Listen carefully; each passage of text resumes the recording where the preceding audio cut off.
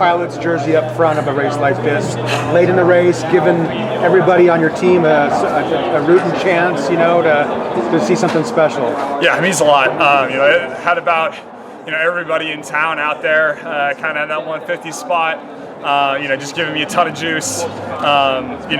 They've put so much into me in these last 5 years, as you mentioned, these last 3 months especially. So, I really want to just come out, wear it on my sleeve, put a performance that, I can be proud of, but, represent my entire team, Coach Connor, everything they've all put into me, because over these 5 years, meant so much.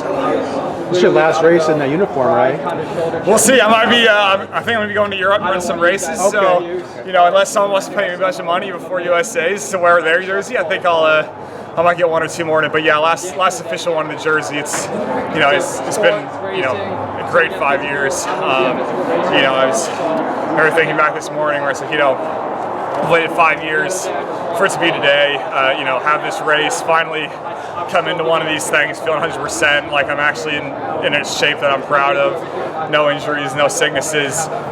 So super stoked for that. But man, there's a part of me that wishes today was the first day of school freshman year, so you go back and do it again. But that's not how it works. But the only reason it's hard to leave a place like UP and my friends is because it's been a very special 5 years. I've had a lot of fun, but they've prepared me for the next step, and I'm excited to take it and keep making them proud.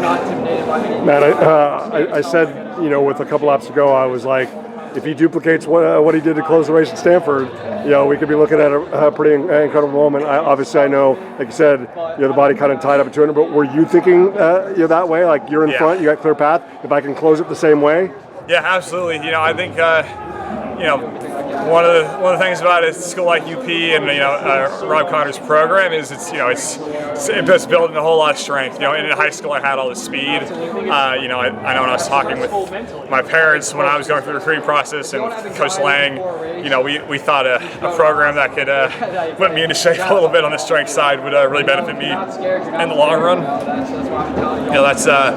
I think that's what we've done, and I felt like at 600 I could put myself in a spot where I could be in the front and, as you said, have a clear path. And unfortunately, just didn't have my top gears today. But we've got, I think it's just under 50 days till USA, so I'm hoping to have another 1 or 2 in that race and keep pushing it forward. Matt, how have you gotten through this season? The emotions, the loss, it's devastating. Like, how have you been able to stay focused on track and field? Yeah, I think in a way, for me, it's been an escape. Running, I think, is one of the things that gives me most joy in life. Being with my teammates even more so.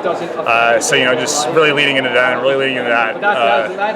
putting a lot of time, a lot of effort into just leveling up and trying to keep carrying forward that part of my life, because I know one of the things my dad wanted the most for me is to be getting a trophy at this race, to be a professional runner. Of course, that's what I want for myself, but I know if I go up to heaven, if I let this all slip away, it would kick my butt. So it was definitely a little bit honoring him.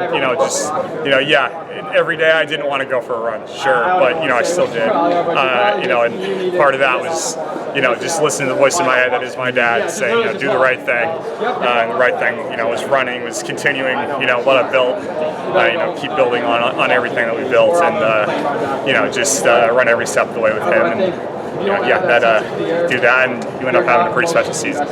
Thank you, Matt. Thank you, guys.